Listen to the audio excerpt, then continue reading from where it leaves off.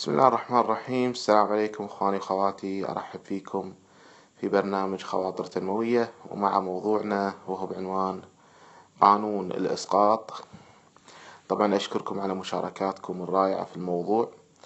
قدرت اسمع بعضها والبعض الاخر للاسف لبعض الانشغال ما قدرت اسمعه، وانا قلت لكم اني ما سجلت الحلقة وكذا وكذا، لكن من طبعي ان مدام ما شاء الله يعني انتم متفاعلين ومستفيدين، فما احب اترك موضوع بدون تسجيل. نسجله لكم ولو بشكل مختصر، لكن علشان ما تضيع الفايدة بإذن الله. طبعا قانون الإسقاط هو عكس قانون الانعكاس اللي خذناه في حلقة الأربعاء، على أساس أن حلقة قانون الإسقاط هي ليوم الخميس. طيب، قانون الانعكاس ينص على أن ما في الداخل، ما في نفسك، ينعكس على الخارج. زين، ينعكس على البيئة الخارجية، يعني أفكارك، مشاعرك، قراراتك الداخلية تنعكس على بيئتك الخارجية، نوعية حياتك في العالم المحيط فيك. بينما قانون الإسقاط العكس. قانون الإسقاط عالمك الخارجي يعكس ما في داخلك. أوكي، يعني الناس اللي حوالينك، أصحابك، البيئات اللي تحتك فيها، الأماكن اللي تزورها، مثلا طريقة ملابسك، مثلا حتى ترتيب اللابتوب مالك، ترتيب الأيقونات وغيرها، طريقة حياتك، حالتك المادية، تعكس عن أو تعكس ما في بيئتك الداخلية. العكس. قانون الانعكاس ينص على أن أنا المسؤول عن حياتي، إنما بالداخل ينعكس على الخارج. أما قانون الإسقاط فالعكس. قانون الإسقاط ينص على أن هم المسؤولين وليس أنا. قانون الانعكاس فيه مسؤولية، قانون الإسقاط فيه لوم، إن البيئة الخارجية تدل على ما في الداخل. أنا من خلال قانون الإسقاط لو أبي أفهم شخص ما يحتاج أسأل عن أي شيء، أتعرف على أصحابه، مثل ما قلنا، أشوف طريقة حياته، نوعية عمله، حالته المادية، الأماكن اللي يزورها عادة، حالته الصحية، أو حتى أرجع وأقول ترتيب تنظيم الأيقونات في اللابتوب، وراح نشوف الموضوع شلون.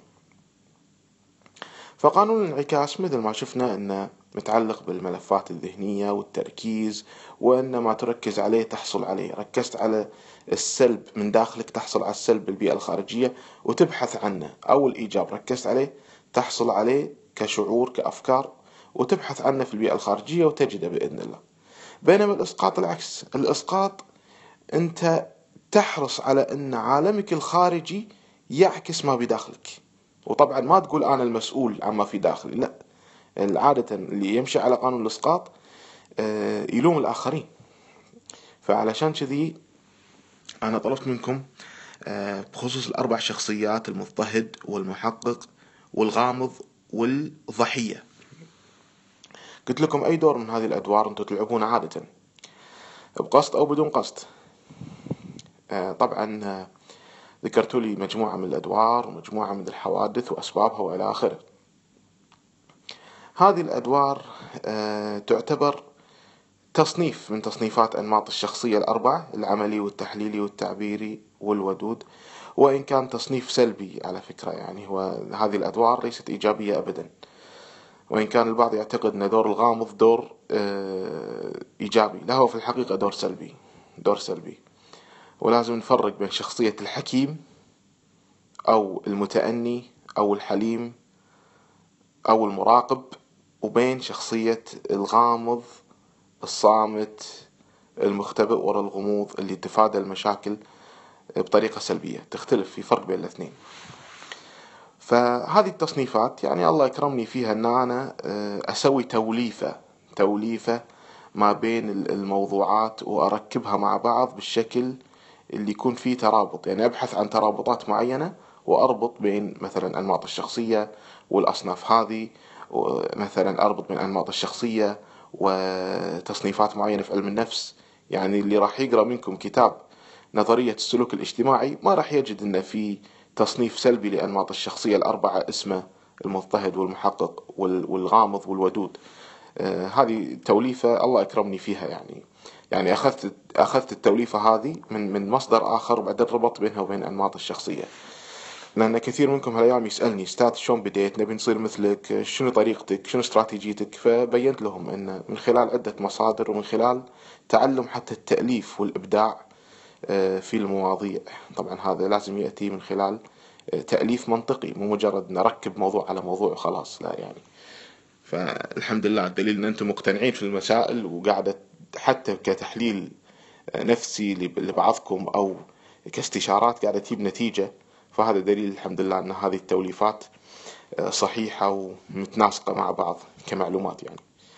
فالشخصيات الأربعة هذه عادة الناس تلعب هالأدوار علشان تلقي اللوم على غيرها، علشان تلقي اللوم على العالم الخارجي، علشان للأسف البعض منهم بسبب الضغط الشديد، الضغط الداخلي الشديد، يبي يعكس ويبي يخفف من هذا الضغط الداخلي فيعكسه على العالم الخارجي. يبي يخفف من تأنيبه لنفسه، أو يبي يتخلص من تحمل المسؤولية فيسقطها على العالم الخارجي باستخدام هالشخصيات. نجد الشخص المضطهد يتعمد أن يزعج بعض الأشخاص، نقول في تجمع مثلا، يتعمد يجرح ناس معينين بالكلام، يتعمد يسخر منهم، يعيب عليهم، يضايقهم وهو ينزعجون منه ويتشكون أو يخافون منه، وهو يفرح بهالشيء وقد يقول أنا أمزح معاكم. لكن في الحقيقة هذا الوضع اللي يصير يعبر عن نفسه من داخل. هو اللي داخله خوف، هو اللي داخله غضب أحيانا لأن الناس تنزعج منه تغضب، هو اللي داخله خوف، هو اللي داخله توجس، ضيجة، مثل ما الناس تتضايق منه اللي قاعد يسوي بالناس وهو موجود داخله. كذلك المحقق لأنه داخله كثير من النقد، لأنه داخله ادعاء مثالية، لأنه داخله معايير عالية وتصعيب ونقد شديد لنفسه، وأحيانا تقدير ضعيف للذات وضعف ثقة بالنفس.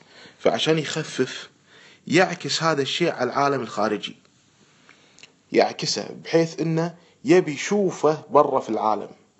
طبعا في اسباب ليش، واحدة منها ما ابي اكون وحيد انا في الحالة هذه، ابي الناس تكون مثلي. فيعكس هالشيء. طيب شلون يعكسه، شلون يسقطه على العالم الخارجي؟ يبدي يمارس اسلوب طرح الاسئلة، بس طرح الاسئلة بطريقة سلبية. ليش سميناه المحقق؟ لانه يقعد يسأل اسئلة فيها تشكيك، فيها اتهام، فيها نقد، يمسك اشياء على الناس مماسك، ويحاسبهم وينبههم ويوجههم بطريقة مزعجة جدا، مزعجة. وأكيد أنتم في ناس بحياتكم بهالطريقة، لين يصلون الناس إلى مرحلة التفكير فيه والانشغال فيه. ولا بس احنا قلنا كذي لأن احنا قصدنا كذي، لا والله يا فلان احنا مو قصدنا، لا والله احنا كذي، لا والله يا فلان احنا بصراحة لا. يقعدون يبررون يقعدون. هو لما يشوف هذا التردد، أو مثلا يحق واحد يقول له ها للحين ما لقيت شغل، ايش قاعد تسوي انت؟ ولا للحين ما تبي تكمل دراستك؟ ولا ها لين الحين ما مثلا سويت الشغل الفلاني المطلوب منك؟ يحاسب الناس بطريقة يخلي الناس تكره نفسها وتحاسب نفسها وتنتقد وتبرر. هالبلبلة كلها او الشك هذا اللي يصيرون الناس عليه، وهو في الحقيقة موجود داخله، وهو اللي يعاني من هذا الشيء. فيعكسه على البيئة الخارجية. الغامض نفس الشيء، الغامض كثير الصمت، أو أحيانا يوحي للناس أن عنده أسرار معينة وقد يكون عنده، والناس تحتار فيه وش فيك وعسى ما شر، وفلان كنا متضايق اليوم وقول لنا ايش فيك. هو البلبلة هذه زين سبحان الله تكون موجودة في داخله. أنا رسالتي للغامضين، أنت تكون عندك مشكلة كبيرة عادة ما قاعد تظهرها. احنا نعاني من الغامضين في الجلسات المكتبية. على فكرة الغامض من أصعب العملاء، لأن الغامض يكون عنده مشكلة كبيرة ما يتكلم عنها. والأصعب الغامض يسقط كثير على الناس الآخرين. أرجع وأقول لكم بحكم المهنة يعني، الغامض يسقط اللوم على الوالدين، يسقط اللوم على المجتمع، والله شو نسوي الحالة المادية، والله شو نسوي الأنظمة، وعنده مشكلة كبيرة ويعيش دور الحكيم وما ماكو شيء ويسكت. أكثر شيء الغامضين يتعبون في الجلسات يعني، لأنه هو يسكت، وسكوته هذا هو اللي يخلي الناس تحتار فيه وتحزن وتتبعه وتسأل. طبعا لا تقيسونها على حالتكم انتم الخاصة، طبعا كل واحد يختلف وضعه يعني. احنا لما نقول غامض ما نقصد الشخص اللي يسكت لمدة ربع ساعة ولا نص ساعة باليوم، ولا بطبعه هو ودود كثير الاستماع وقليل الكلام. لا لا لا، في ناس حريفة غموض بمعنى يتعمد ويستمتع ان الناس تدور حوالينه. يعني هذه حالات خاصة ما بدون تعميم يعني، لأن البعض يتحسس لا أنا مو قصدي كذي. لا لا لا، أنا أقصد حالات معينة توصل حتى لبعض الزوجات مثلا تكون كثيرة الصمت وكثيرة يدوخ يدوخ زوجها معاها، يدوخ من كثر صمتها، تدوخ أمها معاها. وسبحان الله يكون طريقة للحصول على الاهتمام، والأخطر أنها طريقة لعكس ما في داخلها في العالم الخارجي. تجد الناس يفكرون يتساءلون، هي ساكتة كثيرة الصمت، بعدين في تجمع عائلي تروح تقعد تتسمع، تلاقي كل أهلها مشغولين فيها، والله فلانة ما ندري ايش فيها اليوم، والله يمكن كذي يمكن كذي، ومحتارين ويحللون، وكل واحدة من الحريم اللي قاعدين تتوقع مشكلة معينة عندها. كل هالبلبلة هذه تكون في الحقيقة داخلها هي، بس هي تستمتع بهذا الاهتمام فتظل محتفظة بالمشكلة. هني المصيبة، تظل المشكلة داخلها وتكبر. وأنا أعرف قصص ناس يعني زوجة من واحدة من الأخوات تزوجت وهي من هذه الشخصية، وصلت لمرحلة الطلاق وانفصلت، ولليوم أمها تعاني معاها وأهلها، والسبب هذا السلوك. وهي تعتقد شيء جيد لأن أهلها حوالينها ومحيطين فيها، لكنه شيء سيء جدا. لليوم البنت يعني مو واصلة لحل لا يمين ولا يسار، المرأة هذه قاعدة ومدوخة أهلها معاها، والسبب سلوك الغموض يعني. فهذه طريقة بعد الرابعة، طريقة الضحية. أيضا لعكس ما في الداخل والابتعاد عن تحمل المسؤولية وإسقاطها على العالم الخارجي ولومهم، استعمال أسلوب الضحية. طبعا أسلوب الضحية هذا للأسف كثير من الناس يستخدمه، هو من ناحية الشكوى وما الشكوى واللوم والنقد والمقارنة، نقد الآخرين أو لومهم أو المقارنة بينه وبينهم. وبعض الأشخاص ما يفرق بين السوالف العادية، ان انا اقعد مع صاحبي وافضفض له ويسولف لي واسولف له، وبين قضية حمل هوية الشكوى وهوية الضحية وانا مسكين وانا. لا يعني لا لا لا، يعني واحدة من الاخوات تقول لي ذاك اليوم ما في ضحية يقول عن نفسه ضحية، ما في ضحية يقول عن نفسه ضحية. ما اكثرهم اللي يقولون يا مسكين يا انا وانا المظلوم والناس مو فاهميني، ما اكثرهم يعني. فيحمل هذه الهوية علشان اخرتها شي يقول والله شو نسوي الدنيا كذي مو بيدنا. وطبعا بحكم انه يتشكى كثيرا والناس تتفاعل معاه وبعض الناس تضايق من كثر الشكوى، وبعدين هم الناس يبدون يطرحون ايضا مشاكلهم ويشتكون، فهذا راح صاحب الضحية يرتاح. الحين العالم الخارجي عكس ما في نفسه، فيقول زين الحمد لله عيل انا ما انلام، انا ما انلام، انا معذور، اذا انا اتم على مشاكلي واتم على. نقدر نفهم صاحب الضحية والغموض والمحقق والمضطهد من خلال عالمهم الخارجي يعكس ما في داخلهم. ما تحتاج تتعب يعني. غالبا في الجلسات احنا نسأل العميل او العميلة عن احوالهم، اذا كان الكلام كثير عن البيت والوالدين والاصدقاء ان في مشاكل وفي والبيئة المحيطة، خلاص انا هني عرفت نص الحل ونص المشكلة. خلاص 50% من الموضوع انفهم انه هو اصلا عايش في بيئة كذا كذا كذا، وحقيقة اللي قاعد يتكلم عنه من مشاكل بخصوص البيئة اللي هو فيها تكون داخل نفسه. طيب، فننتبه من هالأدوار لأن هذه عادة الناس تستخدمها في قضية الإسقاط. نقطة ثانية أيضا ذكرتها، اللابتوب. اللابتوب يدل على الشخصية ويدل عليها جدا. كل إنسان لو فتحنا له، على فرض أن كل واحد عنده لابتوب، يعني تنظيم اللابتوب، طريقة تنسيق محتويات الأيقونات، مثلا الملفات في الدوكيومنتس وإلى آخره، تنظيمها سبحان الله يعكس ما في الشخصية، يعكس العالم الداخلي. طريقة تنظيم الغرفة في البيت، ماذا نظام الأغراض، ماذا نظام ترتيب الملابس، تنسيق الأثاث، الألوان إلى آخره، كل هذا سبحان الله يعكس ما في الداخل. يعكس ما في الداخل. طبعا الناس اللي ما تبي تغير عادة إما في شيء داخلهم، يعني مشكلة معينة تبي حل ما وصلوا للحل، أوكي، وفي ناس لا، يعني أحيانا بعضهم يبي مساعدة وهذا مو غلط. يعني هم إذا كانت عندك مشكلة من هالنوع انتبه، يمكن أنت فعلا محتاج استشارة، محتاج مساعدة، محتاج الشخص المناسب، محتاج تغيير البيئة. يعني تحتاج تغيير مكان عشان تقدر توصل لحل وتغيير مناسب. والبعض لا، يمسك بهوية اللوم إنه مو أنا المسؤول، هم المسؤولين، خاصة إذا وضع معايير عالية لقضية التغيير. صنف المصلحين والمراقبين، هذا النوع من الناس هذا أنا أفضل أخصص له يعني حلقة مستقلة، لأن هذا الصنف من الناس عجيب غريب، صنفين متناقضين وسبحان الله موجودين حوالينا، وكل واحد منهم له فكر مختلف تماما. فقانون الإسقاط هو عكس قانون الانعكاس. إذا نبي نتخلص من مشاكل قانون الإسقاط، وإن شلون العالم الخارجي يدل على اللي في نفسياتنا، نروح حق قانون الانعكاس. قانون الانعكاس العكس تماما، يعلمنا ان شلون نتحمل المسؤولية، مسؤولية حياتنا، وان الحل بيدنا، وان الحل يبدي من الداخل.